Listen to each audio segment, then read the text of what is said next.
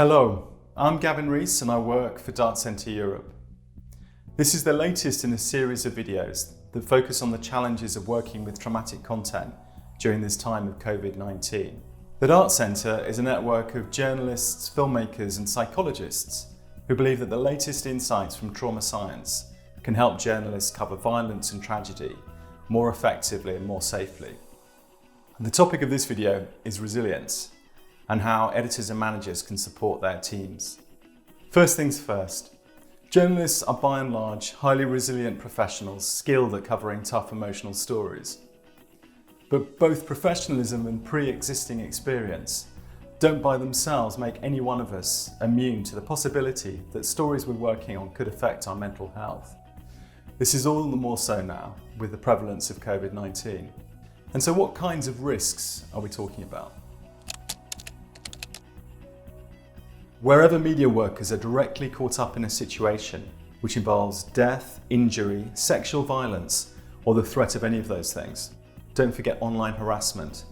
That's something which can be particularly vicious towards women. Then there are the more indirect risks, such as vicarious or secondary trauma.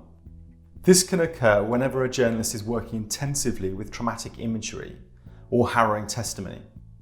Think of it as the drip effect of continually working with disturbing content. An added factor in this is the aggravating impact of something that's called moral injury. This is complex. That's what happens when people's basic beliefs in the world being just and fair are violated. That may explain why we're seeing an increase in mental health related issues among content moderators and fact checkers.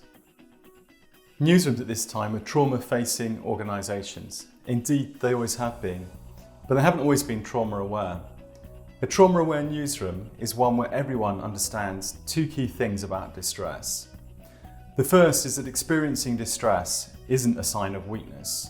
Rather, it's an inbuilt design feature of the human condition.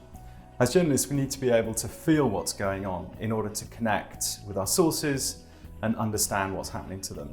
The second is that distress by itself isn't in any way a sign that anybody is going to be psychologically injured by something. This idea that distress is somehow bad, shaming, and potentially automatically toxic leads people to kind of cover up things and cover up their reactions rather than exploring ways of managing them more effectively. Most people who are caught up in a traumatic event are likely to have altered reactions in the immediate aftermath.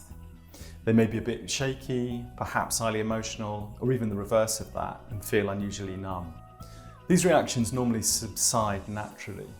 For people to maintain their resilience, what they need is adequate recovery time, everyday emotional support from their colleagues, and opportunities to work through any issues that come up. A newsroom culture that doesn't acknowledge this is likely to make its staff less resilient rather than more so. A trauma-aware newsroom tackles stigma head-on. It has a clear policy that no one will be punished for experiencing distress or needing support of any kind for a mental health-related issue. Be resolute on any signs of harassment, bullying or discrimination that you see in your organisation. It's doubly toxic when journalists are working with trauma. Psychological safety should also be part of your planning process. Factor it into risk assessments and staff rotations. Schedule recovery time for anybody working on trauma-heavy assignments. It's very important to know your staff, who their families are, who might need to be contacted if anything happens to them. Having those kinds of conversations are a sign that you care, and people always feel more resilient when they know they're valued. When a newsroom is working with trauma, it's a little bit like that invisible treadmill that exists under everyone's feet has started to speed up. And so as a manager, there'll be a whole bunch of things that you do normally to make your staff feel supported. The more traumatic the story and the higher the threat level outside increases, then the faster that treadmill is moving and the more you need to do. Here we're talking about quite simple things, making people feel that they're valued, consulting people, praising good work, being scrupulously fair, that kind of thing. When trauma's in the air, sensitivities become heightened. Often it's not the traumatic content of an assignment itself that leads to a flashpoint or a sudden crisis, but some other work-related pressure or stress around it. The following is a classic illustration of this.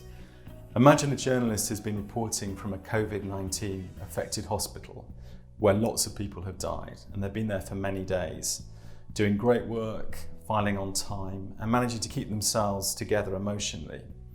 And then suddenly, out of the blue, they get an angry phone call from somebody in the accounts department querying their expenses.